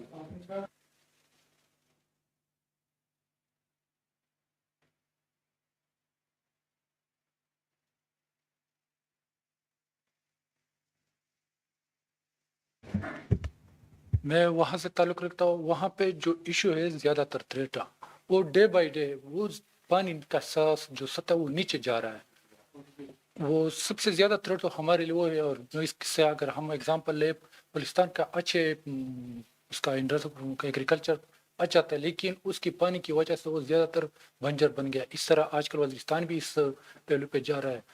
وہ فلڈ تو 5 سال کئی پتہ نہیں کہ کس ٹائم آ جاتے، لیکن وہ تو کرنٹ سچویشن. اس کا کیا اسٹریٹجی گورنمنٹ اپنانا چاہے، اور وہاں پہ جو بھی پانی آتا ہے وہ ضائع ہو جاتی ہے. ریور کے کوئی چھوٹا ڈیم یا کوئی ایسا سسٹم بنایا تاکہ وہ پانی رکے اور وہ سسٹم. وہ آپ نے بہت ٹھیک ہے. نہیں، واٹر مینجمنٹ جو ہے وہ خود ایک دوسرا بڑا سبجیکٹ ہے اور وہ بھی ادارہ اپنی جگہ ایڈریس کرنا چاہیے. ہسٹوریکلی آپ مذہبی کتابوں کو پڑھیں تو یہ جو ایریا ہے جہاں یہ شرم الشیخ ہوا تھا، وہاں پہ 7 سال کے بعد لین ایئرز اور وہ آیا کرتے تھے، فلڈز اور ڈراؤٹس. اور وہ اگر آپ نے قصہ پڑھا ہو حضرت یوسف کا کہ کس طرح سے انہوں نے 7 سال کے لیے وہ گندم اسٹور کی اور بعد میں وہ ڈسٹریبیوٹ کی. تو فارمولا تو موجود ہے. ہاں، تو ہمیں پانی ان دنوں میں جب فلڈز آتے ہیں، جب بارشیں زیادہ ہوتی ہیں، اس میں پانی کنزرو کرنا چاہیے، اسٹور کرنا چاہیے، تاکہ ڈراؤٹس کے دنوں میں ہمارے کام آئے. یا جن دنوں میں یہ بڑی سمپل ٹیکنیکس ہیں جو پہلے ہوا کرتی تھیں. ہر گاؤں میں ایک پونڈ ہوتا تھا پانی کا، جہاں پانی اسٹور کیا جاتا تھا اور استعمال ہوتا تھا. Back to basics. مثلاً بلوچستان میں کاریزز ہوتی تھیں جو اب خشک ہو چکی ہیں، کچھ نہیں رہا وہاں. تو اس طرح کے میکینزم جو ہیں بڑے سمپل بیسک میکینزمس ہیں، but they can make our lives easier اور they can result in lot of cost saving in human lives as well as and infrastructure and many other things. آئیے نماز پڑھیں.